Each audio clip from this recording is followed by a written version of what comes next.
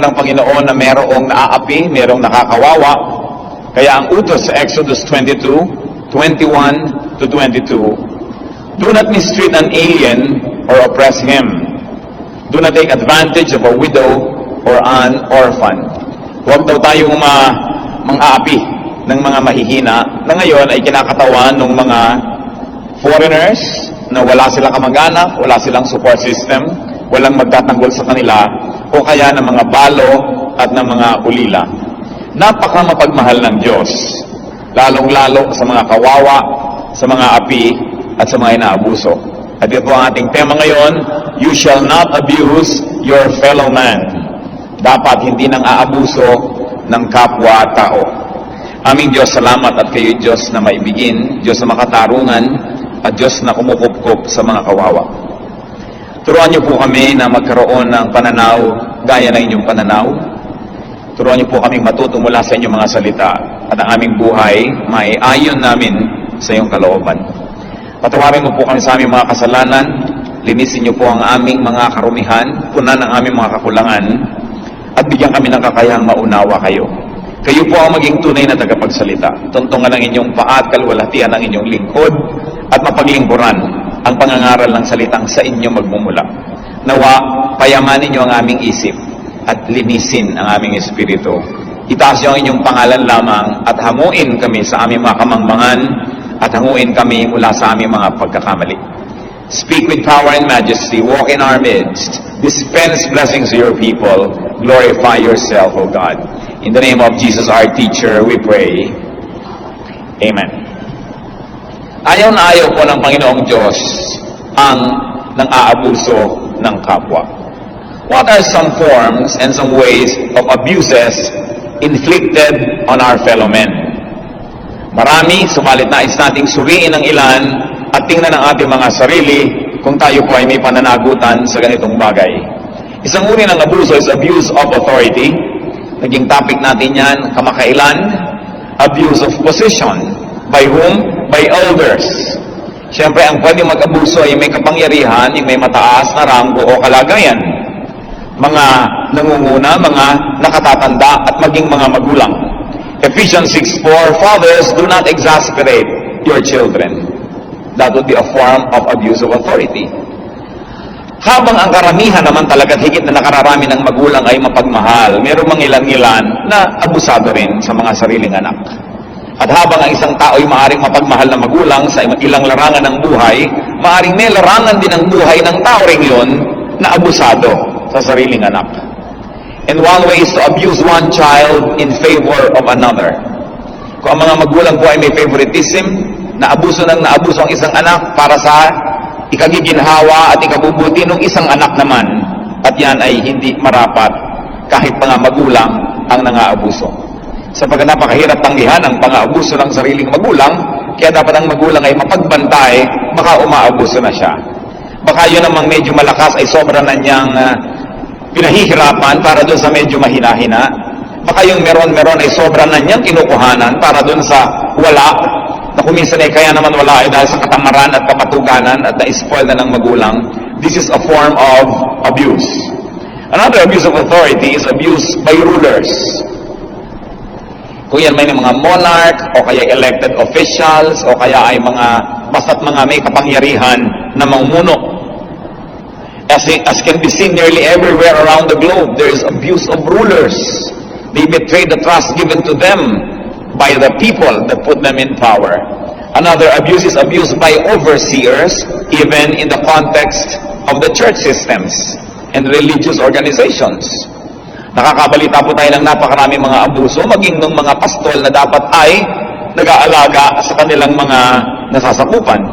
Titus 1:7, since an overseer is entrusted with God's work, he must be blameless, not overbearing.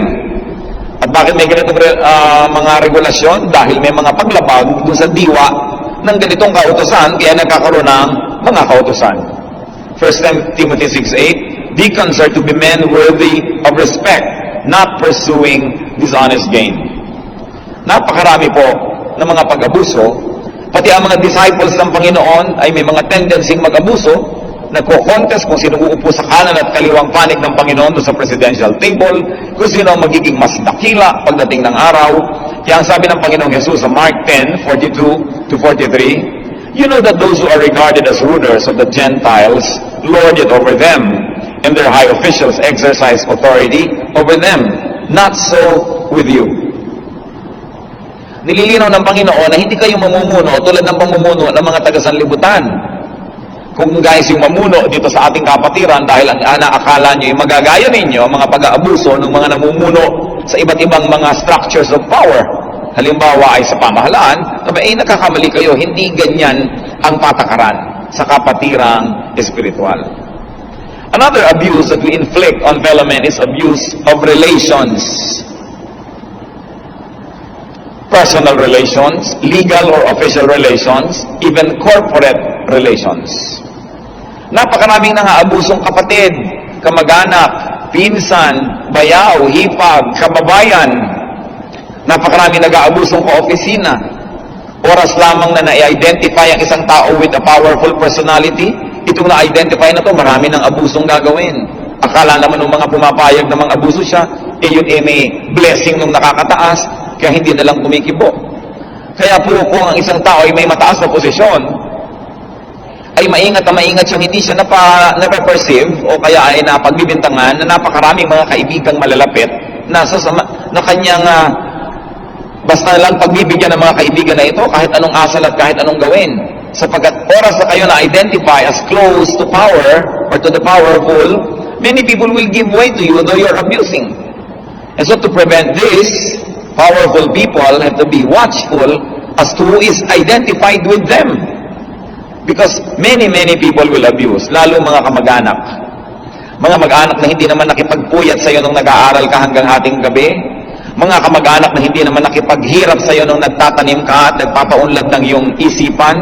Mga kamag-anak na hindi naman nakiluha sa iyo sa mga kalungkutan mo sa pag-iisa, sa paghahanap buhay, pero gusto lahat kaparte sa iyong kita. Mga kamag-anak na gusto ay kasama sa iyong kapangyarihan. Pinsan ko si Mayor, hindi naman siya yung ibinoto ng tao, ay hahara-hara at nagpapark kung saan-saan na bawal, mga abusadong kamag-anak. Kaya dapat talaga walang kakamag-anak, walang kapakapatid, walang kaibigan pag may kapangyarihan. Of course, I'm reminded once more, and I have told you about this king several times, this king of France, who as a child had a very close friend. At nung siya naging hari na, if I'm not mistaken, this is Louis XIV. Nang siya naging hari na, ay yung kanyang kaibigan ng kanyang kababata ay merong gustong pabor na hinihingi sa kanya, na ibig sabihin, kailangan may mga masacrifice sa ibang tao para ibigay niya yung pabor dito sa kanyang kababatang kaibigan. At hindi niya pinagbigyan. At sabi ng kaibigan, I thought you were my friend. At sabi ng hari, the king has no friend. Hindi ibig sabihin that the king is snobbish, that the king is unreachable, but that in terms of disposal of his duties, in terms of being king and governor, he will not give special favor to anybody called friends. Sabi niya, the king has no friend. Kaya napakahirap nung namumuno ka, hindi ka maaaring makipagpalagayang loob at makipagkabigan sa marami. Kasi yan ang pupunta sa'yo ng hating gabi, yan ang pupunta sa'yo, bubulong-bulong sa'yo, may kailangan siya, may ipapaapi, o may naapi siya na gusto niyang mapagtakpan ng kanyang mga pang-aapi, at kailangan niya ngayon yung siya ipanigan ng makapangyarihan. So if you have any power at all, be wary of your relatives, be wary of your friends, because you might be tempted to betray God's trust. And sometimes, it comes in the form of the people's trust. So abusive relations can come into misrepresentation. Pinadala ko dito ng kuya ko, ibigay mo daw sa akin ng ganon, yung pala hindi. We know of several secretaries of high government officials who make a lot of money by extorting money from those who need the signature of the government official. Yung government official naman, pumipirma lang dahil tama namang pirmahan na. Yung sekretarya pala, hinihingan yung mga nagpapapirma. Walang kamalay-malay yung boss dun sa loob, yung mayaman na yung sekretarya niya. Misrepresentation, misidentification, and even projection. All some people need is one photograph with a governor or a senator or a president or a mayor, at pagkalaki-laki nun, pinapakita na niya sa lahat ng tao para ipakitang malapit siya doon at para pagsamantalahanan niya ang kanyang influensya. Of course, kamag-anak ng mga abuse na yan of others is abuse of trust. Ewan ko gaano karami sa inyo mga kapatid, at huwag na kayo magtaas ng kamay, ang nagtiwala, pagkatapos yung pinagtiwalaan nyo, inabuso kayo, siguro lahat tayo magtataas ng kamay. Bakit ang mga tao, oras sa pagtiwalaan mo, ang kakasunod na gagawin, mag-aabuso? Oras sa pinagbigyan mo, ang kasunod nun, mga abuso. Kahit ang mga empleyado, bigyan mo ang mga empleyado ng mga privileges, mamaya duty mo nang ibigay yon. Minsan ka lang magregalo sa isa pag-birthday niya, duty mo na every birthday, ina-expect na gagawin na yon. Pagtiwalaan mo ng susi ng bodega ang isang empleyado at mamaya nanakawan ka. Pagtiwalaan mo na pwede niyang puntahan ang iyong refrigerator, mamaya ang dami na niyang dinudukot-dukot. Iwan mo ang iyong bahay, at pagka hindi naman yung bantay mo, doon pa sa kama mo nakahigat, naka-aircon pa. Ang pag-aabuso ng tao, alam niyo po nung araw, galit na galit ako sa mga employer na sobrang higpit sa mga empleyado. But I look at it both sides now. Dahil maraming mga tao, ang kilala lang nilang turing ay yung higpitan mo. Oras na hindi mo hinigpitan, hindi mo binantayan, hindi mo sinukat, aabusuhin ka. Subukan nyo ang mga pagawaan na walang bandy clock. Pagka hindi naman mga tananghali lahat ang dating ng mga yan, hanggang hapon na dadating, hanggang hindi na dumating. Pero parusahan mo, bawasan mo ng sweldo, pag 10 minutes late, naku, mabilis, masakidlat kung dumating. Maraming mga tao, hindi nila gusto iginagalang sila. Ang gusto nila, sila ay pinagmamalupitan, sinusukat, pinapagalitan, para lang mag-behave. That's why this kind of privileges must be earned. Noon, galit na galit ako sa mga may-ari ng mga kumpanya, at some of them I knew, na pag may mga fast food sila, may konting maligwak, salary deduction yung empleyado. Pag hindi mo pala sinalary deduction, timba-timba na yung lumiligwak, at wala siyang pakialam. Kababait, pagka mga ano pa lang, temporary, subukan mong i-permanent, bukas magwewelga yan. No? Abuse. So, sabi sa Titus 2:9, teach slaves to be subject to their masters in everything. Magtataka kayo, bakit parang hindi nag-i-speak ang Gospels, ang Bible, against slavery? Nung panahon po ng Panginoong Hesus, better off ang mga slaves kesa sa mga free peasants. Ang mga slaves ay pinapakain ng amo nila para pakinabangan mabuti, kaya tinitiyak na makakain yan dahil binili ang slave, binayaran yan, baka hindi pakinabangan, tiyak nakakain yan. At ang mga slaves sa Israel, after 7 years, are free. At kung ang amo pa nga nun ay may citizenship na maganda, pag naging free ka, magiging sa'yo yung citizenship niya. So, hindi masyadong tinuligsa sa Biblia yung slavery, dahil mas busog noon ang mga slaves kesa sa mga peasants who were free men na talagang abuse of trust. It's important that we be trustworthy. Luke 16:12, if you have not been trustworthy with someone else's property, who will give you property of your own? Mga empleyado na binibigyan mo ng pribilehiyo, aabuso. Bigyan mo ng kaprasong gasoline allowance, mamaya pinapasyal na yung buong mag-anak at barangay, charge to the company. Bigyan mo ng representation allowance na dapat niyang gastahin sa mga kliyente ng kumpanya, pati debo ng anak niya naka-charge sa representation. Pag-aabuso.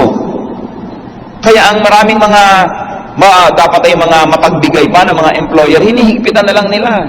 Huwag mong bantayan yung mga tauhan mo sa bahay, tulugan ang tulugan. Walang ginagawa. Pero pagdating mo, para mga bubuyog, ang bibising gumagawa, magtataka ka kung maghapon sila ganito kabisi, hindi dapat ganito karami ang bahay. So isang malaking palabas, sa harap mo lang nila ginagawa, at akala naman nila nakakalusot sila. No? Akala naman mga empleyadong pagdating mo sa office, punong-puno ng mga papel ng mga mesa, nakakalusot. Kasi sa pagmamanage, tingnan mo lang yung results, anong mga bunga ng ginagawa nila, kahit hindi mo tingnan yung gumagawa, malalaman mo, meron ba siyang performance. Another abuse is abuse of kindness. Mga pinapautang na ayaw magbayad. Bakit ang mga nangungutang, ubod ng amo at bait pag nangungutang, at matapos mautangan ka na, naninigas ang leeg, hindi ka makita. Hindi ka man lang batiin. Hindi man lang sabihin sa'yo, saka na ako magbabayad pag puti ng uwak. Wala. Ikaw pa ngayon ang mag-aalala, nakalimutan na kaya niya. At ikaw pa ngayong nagpautang at tumulong sa kanya ng panahon ng kagipitan, ang hirap na hirap ang loob kung paano ka maniningil, kung paano ka magsasabi. Abuso. Abuse of kindness can also mean abuse of hospitality. mga overstaying guests. Alam niyo po, ang tao, bisita lang for 24 hours. After that, hindi ka na dapat kumaarting bisita. Hinuhugasan mo na yung platong pinakainan mo. Kumukuha ka na rin ng pagkain doon sa mesa at nakikihain ka na rin at nilalabahan mo na rin yung damit na hinuhubad mo. 24 hours ka lang dapat bisita. Yung iba, 24 days. Sabi nga sa Romans 13:8, let no debt remain outstanding.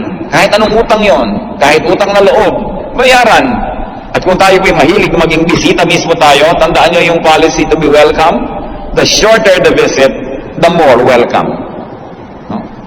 Pagka hindi ka na sinasabihan ng host mo, good morning, ting umaga, makahalata ka na magbalot-balot ka na at matagal ka na dyan. No? Pagka nakikita mo yung itlog, butas na yung gitna, kinuha na yung pulang, inabot mo puti na lang, umuwi ka na. You have overstayed. You're welcome. Ang hirap naman po sa marami mga taong abuso, minsan mo lang maging bisita, sa susunod, tungkulin mo na, nabuksan yung tahanan at bisita mo na siya all the time. Yan pong pagiging bisita, ang ticket niyan is good for one admission. Inimbita ka, pumunta ka sa bahay ng may bahay, sa susunod, mag-antay ka uli ng imbitasyon. Hindi yung kung minsan kang nakatungtong doon, pabalik-balik ka na. Ang ticket din, good for one entry only. Ang daming mga abuso. Yung mga abusado sa courtesy. Minsan ikaw ay matulungin, maawain, you extend courtesies, you extend privileges. Mamaya, duty mo na yon. At mamaya yung courtesy ibinibigay mo kay Juan, pipilitin na rin yung ibigay mo kay Pedro, na pinsan niya, na kamag-anak niya. Humaba na ng humaba ang listahan ng iyong mga pinagbibigyan. Kaya napakahalaga po, duty natin sa Diyos at sa ating kapwa, huwag umabuso. Una, it's unkind, it's unjust, it's unfair. Number two, marami tuloy tao dapat higit na mabait kaysa sa arte nila ngayon, pero sa takot na maabuso, nagsusungit-sungitan na, nagtatapang-tapangan na dahil baka abusuhin mo. Napakaraming tao yung handang magbukas ng tahanan pakainin ka minsan, tulungan ka, pero sa takot na baka hindi ka na tumigil ka o ulit, kaya ayaw ka mang pagbigyan kahit man lang minsan. Kung natututo po tayong huwag abusado, we will encourage so many other people around us to be kinder and nicer and less worried that they might be abused, less protective of themselves, less defensive. Of course, another abuse is abuse of other people's weakness. Bakit ganun? Pag nalaman mo ang weakness ng isang tao, kadalasan, gagamitin mo yung alam mo na yon para siya ay mapagsamantalahan. The abuse of one's poverty. Kawawang-kawawa, yun pa ang lalong kakawawain.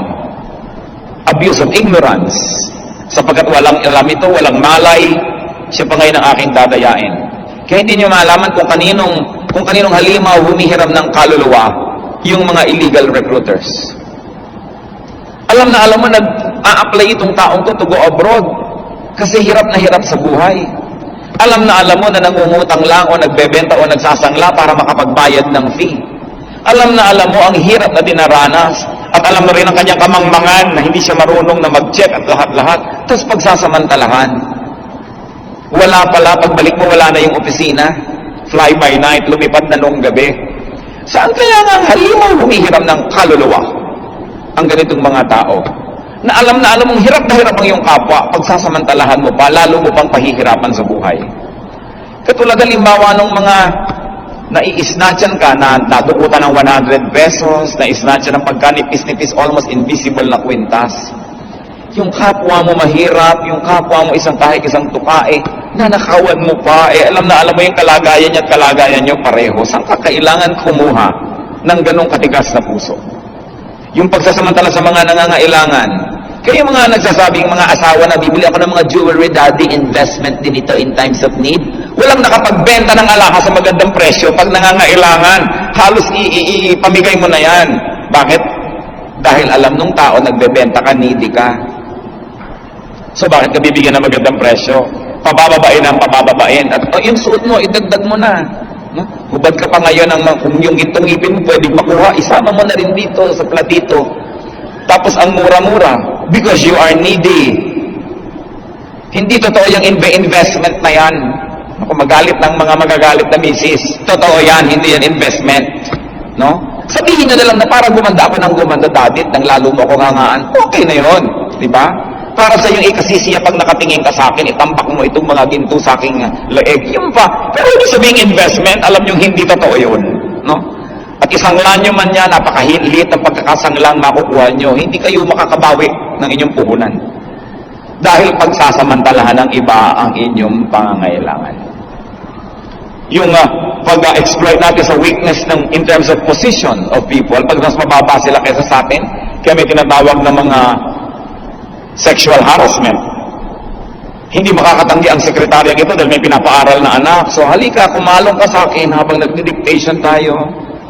May dictation nga pala ako sa iyo mamayang gabi, pumunta ka sa akin. Yung ganyan. Lalong-lalo po yung position, yung mga katulong natin sa bahay, halos hostage mo yan eh. Napaka-vulnerable nila sa pagsasamantala ng kapwa. Kaya kahabag-habag ang napakarami nating mga kababayan, karning pwedeng mabayaran ng kaprasong barya. Kaya yung pagsasamantala, galit na galit ang Diyos dyan. Kung tayo po ay may kapangyarihan over people, especially if they are poor or ignorant or ill or needy, ang kapangyarihan natin ay ibinibigay ng Diyos para sila'y kalingain at hindi para sila pagsamantalahan. Deuteronomy 24:14, do not take advantage of a hard man who is poor and needy. Poor na nga, needy na nga eh. Dadagdag ka pa sa sisip-sip ng kanyang dugo. Another abuse, of course, of others is abuse of emotion. Diyan magaling yung iba. Exploiting another person's positive or negative emotions. Kung sobrang masaya, pwedeng madilihensyahan to, masaya. Kung galit naman, pwede mong lalong galitin at ipabaril mo yung nakakainisan mo, mamamanipulate mo ang kanyang galit. So manipulation is a form of abuse of emotion. 1 Thessalonians 4:6, no one should wrong his brother or take advantage of him, especially his emotion. At meron pa pong isa, under abuse of emotion, yung blackmail. Di ba mahal mo ko? So si boyfriend, sasabihin kay girlfriend, di ba mahal mo ko? So kung mahal mo ko, halika tayo magbiglang liko. So kung ayaw ni babaeng hindi magbiglang liko, hindi mo ako mahal. Ito namang si babae, papatunayan nga mahal siya. O sige na nga, para mapatunayan ko. Ba't yung papatunayan? Ano kayo sira? Sabihin mo, ba't ako magpapatunay? Di ikaw.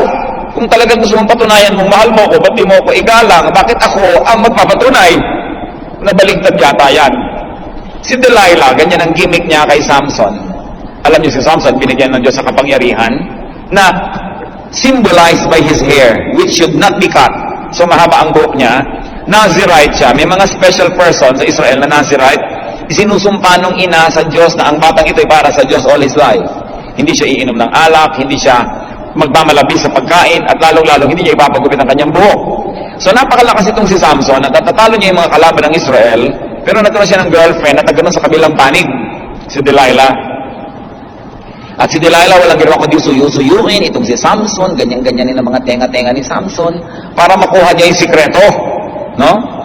Judges 16:15, then she said to him, how can you say I love you when you won't confide in me?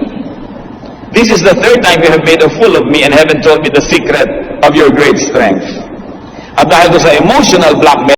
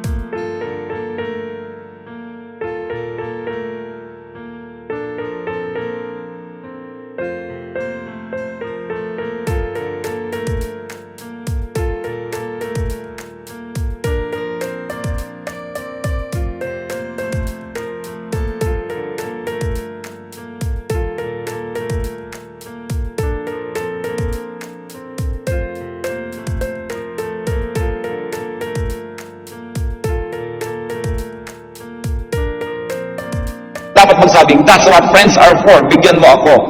No? Ang magsasabi nun, hindi mo yon friend. No? Isa pang pang-abusin nitong mga emotional blackmail, yung mga naghihingalong magulang. Naghihingalo, tapos sabihin agad kay panganay, alagaan mo ang iyong mga kapatid. No? Paano ka tatanggi sa naghihingalo? No? So, papayag na ngayon si kapatid, opo, matuloy na lang kayo, sige po. No? Dahil bukag hirap na kayo, katitigok-tigok. Susumpa ka ngayon ng lahat ng sumpa. No? Alam nyo, kung kayo ay may girlfriend, at hindi nyo balak talagang pakasalan dahil nakita nyo may masamang ugali, huwag nyong dadalawin ang nanay niya pag naghihingalo. Naku, pasusumpayin kayo. Alagaan mo anak ko, paano ka tatanggi? Mapapasubo ka ngayon, no? Be wise. So, okay lang alagaan mo yung mga kapatid mo dahil bili ng namamatay mong magulang. Alagaan mo si Junior. Pero my goodness naman, 30 years later, sanga-sanga na ang bigote ni Junior. Nakasandal pa rin kay Kuya. Yan ang abuso. Nung paslit ka, sige, itinumpa sa magulang na alagaan ka. Pero ito ba naman ang sedula mo, tambak-tambak na? Junior ka pa rin. Kaya abuso. Psychological abuse ito. At yung may masakit sa puso. May sakit ako sa puso, masama ako magtampo. Lahat na ngayon ang hingin, ibibigay mo. Ayan, ang puso ko, tumitibok-tibok na. Mga marang na pagsasamantalahan ng kahit sino na lang ang gustong magsamantala sa atin. Sapagkat tayo yung mga walang kibo. Kunwari. Pero pag talikod naman, daldalang kayo ngayon lahat. No? Pambihira naman yan. Wala namang kwenta yung gusto niya mangyari. Pag dumating ulit, yes sir, opo, good morning. Tapos kwentuhan na naman kayo. Inis na inis ka sa tiya mo na umaabuso. Opo, tiya. Pag talikod, pambihira naman si tiya. Ganun na naman kayo. So, magre-reklamo rin lang kayo. Sabihin niyo sa harap niya, you know, water follows the path of least resistance. So, you must resist what you don't want. At alam niyo, iiwas yun, nahahanap ng iba. Subukan niyo lang, mayroong gusto mag-utos, ang dami niyong uutusan, manimakot kayong tikas-tikas ang mukha niyo para sangkalan. Pag tinignan yung mukha niyo, sa iba iuutos yun. Resist. At lalong-lalo, resist evil. Sobra kasi tayo the silent majority is misrepresented and abused by the noisy minority. Even in our country. No? Yung laging maingay, akala mo siya ang tinig ng bayan. Kasi marami naiinis o natutuwa, sinasarili lang, hindi kumikibo. Kaya dapat din in the interest of truth, marunong tayong kumibo. What are the tools of abuse usually? Nakamag-anak na ng mga napag-usapan natin. Of course, yung pinakahilaw at pinakamarahas, physical power. It's a tool of abuse. Malakas ka, kaya-kaya mong suntukin ang lahat, maabuso mo. Words are tools of abuse. Proverbs 12:18, reckless words pierce like a sword. Yung po mga bata na inabuso ng mga hindi magagandang mga salita habang maliit sila, hirap na maging buo ang pagkatao hanggang sa sila'y tumanda. Yung napagsabihan, hindi ka maganda, pangit ka, hindi ka marunong, bobo ka, maitim ka, lahat-lahat. Habang panahon, nagsisikap silang patunayan na sila ay kaibig-ibig, na sila ay maayos, at sila ay maganda. Nagkakaroon sila ng bitterness at walang agenda kundi maghiganti. Galit sa mundo, galit sa lahat. Kaya yung mga pinalaki sa ganyang mga masasamang mga pananalita, kadalasan yan din ang mga pinakamahirap makasama sa buhay. Kasi napakalalim ng sugat na ibinibigay ng salita. Nasalamat na lang na maaaring pagalingin ng dugo ni Kristo. Na sa Panginoong Jesus ay maaari nating i-charge yung mga nakaraan natin at huwag na tayong magreklamo at magdrama patungkol doon dahil pwede tayong magkaroon ng bagong buhay, bagong puso, bagong pananaw. Salamat na lang. Pero kahit pa nga magsasabing Christian sila at laging may dalang Biblia ang kilalaki, yung iba hindi pa siguro nila natitibdib ang ibig sabihin ng magpatawad, yung pag-ibig ng Diyos. Kaya dala-dala pa, kim-kim sa kalooban, yung mga bunga ng mga masasamang salita. Don't abuse people with your words. Noong isang linggo po, ay ako'y pumunta sa isang patay. At mahigit 50 taon na mag-asawa yung couple na ito. At yung lalaki ang namatay. Noon daw may karamdaman na ito, sabi nung babae, sinasabi sa akin, nung yan ay malala na, sabi ko, awayin mo naman ako. Sabi ko, bakit po? Yan din ang tanong niya, bakit ko gustong awayin niya ako? Sabi, awayin mo naman ako. Kasi baka mamatay ka na. Sobra akong mahihirapan kasi ang buti-buti mo sa akin. Galitin mo man lang ako kahit konti, nang meron man lang ako dahilan para tumigil lumiyak. Kita nyo yun? Kasi alam mo, sabi niya, mahigit 50 taon silang mag-asawa. Ni minsan, hindi sila nagpalitan ng masamang salita. Ni minsan. Sabi niya, paano ko ngayon ipagluluksayan? Sabi ko, well, huwag niyo na ipagluksa. Ipasalamat niyo na hindi kayo nagkaganon. Ipagpasalamat niyo, nakahiram kayo sa Diyos ng asawang mabuti. At natitiyak ko po, naging mabuti sa inyo dahil mabuti rin kayo sa Kanya. Kasi kung mabuti man siyang lalaki, kung wala kayong ginawa kundi magbunga na magbunga, after 10 years, manununtok na rin yan. Diba? Dahil nainis na. So ang kabutihan, sagutan yan cooperation. You bring out the best in another person or you bring out the worst. Kaya mga kapatid, kung tayo po'y laging sabing namin, kahit sa kayo magpunta, may nakakaaway kayo. Kahit sa kayo magpunta, may nakakasira. Huwag silang pagbintangan ninyo. Baka sa behavior nyo, merong isang bahagi na walang ginawa kundi palabasin yung halimaw sa kanya, imbes palabasin yung mabuti sa kanya. What do you bring out in others? What do you provoke them to become is your responsibility. So there's such a thing as physical power, there is such a thing as psychological power. Katulad nga ng sinabi natin, yung power ng mga may sakit sa puso, yung mga power ng mga naghihingalo, yung mga power ng minamahal mo sa buhay, malakas yan. At kahit power ng mga employers, yung lang na takutin mo ang mga taong tatanggalin mo siya sa trabaho, wala siyang bonus. Ephesians 6:9, Masters, do not threaten them, referring to workers. Kasi yan ay isang uri ng paggamit ng psychological power to abuse. Of course, we have already said manipulation as a tool of abuse. Romans 16:18, by smooth talk and flattery, they deceive the minds of naive people. So dapat hindi ka manipulative. Kung binigyan ka ng Panginoon ng maganda't mabulaklak at matamis na dila, gamitin mo para sa katotohanan, sa kabutihan, sa kagandahan, hindi upang magmaniobra ng mga tao. Another, of course, is coercion. Through coercion, the use of raw power or authority, which we have already mentioned, but there are many forms of coercion we can abuse. Sabi ng Leviticus 25:14, do not take advantage of each other. Power is for nurturing others, not for taking advantage of them. So sino po kaya? Could any one of us be guilty of abusing another person? Mga magulang, baka may inaabuso kayong anak para sa kapakanan ng ibang anak, lalo nung paborito ninyo. Mag-isip-isip tayo. Mga anak, kung minsan inaabuso nyo ang inyong magulang ng relasyon, ng emosyon, nag-aabuso pa kami ng aming kapwa. Tunay na inyong puso ay panig na panig sa mga kapuspalad at mga kawawa. Kaya nawa, Panginoon, huwag nyo kaming makita na nasa kabilang panig na nagiging kaaway nyo. Turuan niyo po kaming suriin ang aming buhay.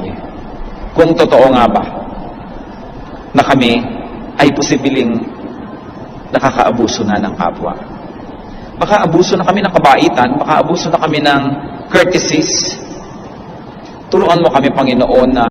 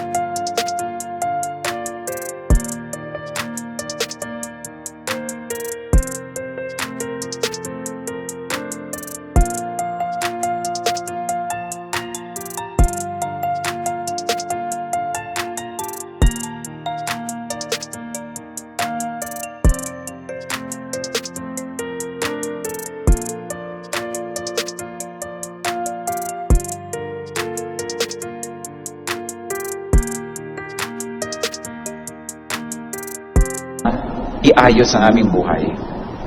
At sa mga nakaabuso sa amin, turuan mo kaming magkaroon ng lakas ng loob na tumanggi. Turuan mo kaming manindigan para sa kung ano ang mabuti, para sa lahat at para sa amin. Nawa, huwag namin, Panginoon, pagkamalian ang ibig sabihin ng pagiging makadiyos ay tanggapin na lang ng tanggapin ang pang-aabuso ng kapwa. Teach us to stand for what is true, what is right, what is just. At kung may mga nang-abuso sa amin noong unang mga panahon, Panginoon, turuan mo kami magpatawad na, limutin na, at nang ganun, huwag kami maging alipin ng nakaraan, huwag kaming mabuhay sa anino ng mga di magagandang emosyon at mga damdamin. Palayain niyo po kami. Una, palayain niyo kami sa aming maaaring pang-aabuso sa kapwa. At palayain niyo rin kami sa pang-aabuso ng iba. Magbulay-bulay tayo mga kapatid. Marapat na pag-isipan ang ganitong mga usapin. Reviewin natin ating buhay. Kung may nakikita kayong inaabuso, bisan yung mga matatandang kapatid, nang-aabuso yan ng mga masakakabata. Bisan sa mga hatian ng mga mana, mga hatian ng mga bagay, may nang-aabuso. Aanin natin ang salita ng Diyos. Aanin natin yung pananalig sa Diyos kung di natin susundin. Mamuhay tayo ng ayon sa kagustuhan ng ating Diyos. Reviewin natin kung meron tayong inaabuso at magpasya tayo ngayon din. Tigilan ang pang-abusong ito. At kung maaari pang suklian natin sila o bayaran, gawin yan. At kung may umaabuso sa inyo, pag-aralan niyong tanggihan, hindi masamang tumanggi sa nang-aabuso. Pag-aralan din natin magpatawad dun sa hindi na natin masisingil pa at matagal na natapos na nang sa ganon